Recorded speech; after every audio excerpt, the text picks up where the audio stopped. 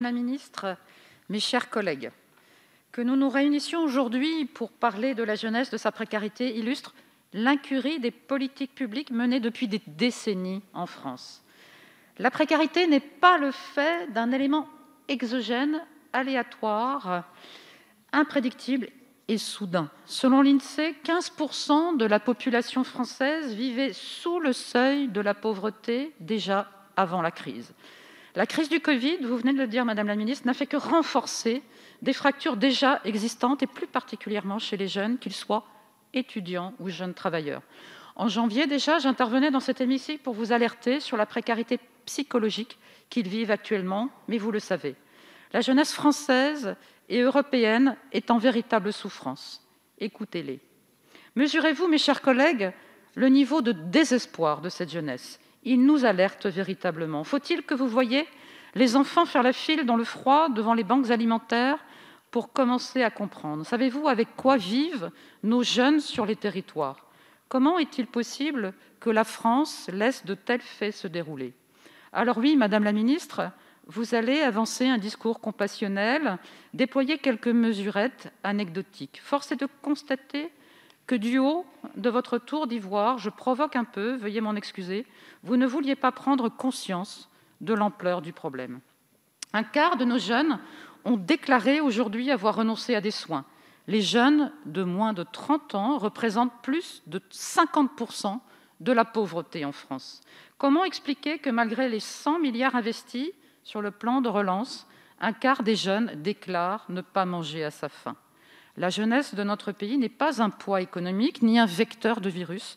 Vous l'avez d'ailleurs reprécisé. C'est notre avenir dont il s'agit. Alors ma question est toute simple. Pourquoi prenez-vous des décisions tellement inadaptées? Merci. Merci Madame la députée. Madame la ministre.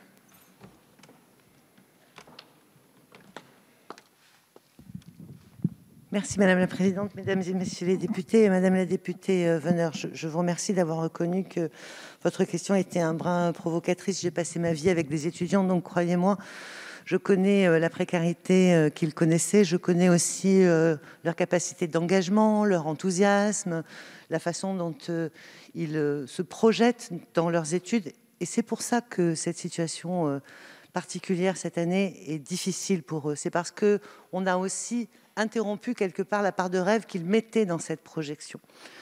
Vous parlez de mesurettes, Madame la députée. Je crois que ce qui est important, c'est de regarder à l'échelle ce qui a pu être fait pour l'ensemble des étudiants.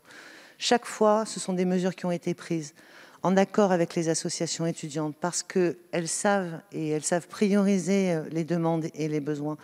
Je l'ai dit, pas un seul étudiant aujourd'hui qui ne puisse demander ces aides spécifiques que je mentionnais et qui leur sont dorénavant accessibles. Pas un seul étudiant aujourd'hui qui n'ait pas accès à des repas à 1 euro dans les restaurants universitaires, qu'il soit boursier ou qu'il soit non boursier. Pas un seul étudiant aujourd'hui qui ait à se préoccuper de faire des avances pour ses soins. Ça datait déjà d'avant pour tout ce qui était soins médicaux. C'est aujourd'hui le cas aussi pour tous les soins psychologiques qui, vous le savez, ne sont pas remboursés au même titre que les soins médicaux. C'est plus de 1000 psychologues de ville qui se sont portés volontaires et que, évidemment, nous allons financer pour que chaque étudiant, partout où qu'il se trouve, puisse avoir accès à ces aides. Alors, vous parlez de mesurettes. Moi, je rencontre les étudiants plusieurs fois par semaine, les associations étudiantes extrêmement régulièrement. Et à chaque fois, ce sont des mesures demandées, pratiques, efficaces. Et je suis fière que ce gouvernement puisse les porter.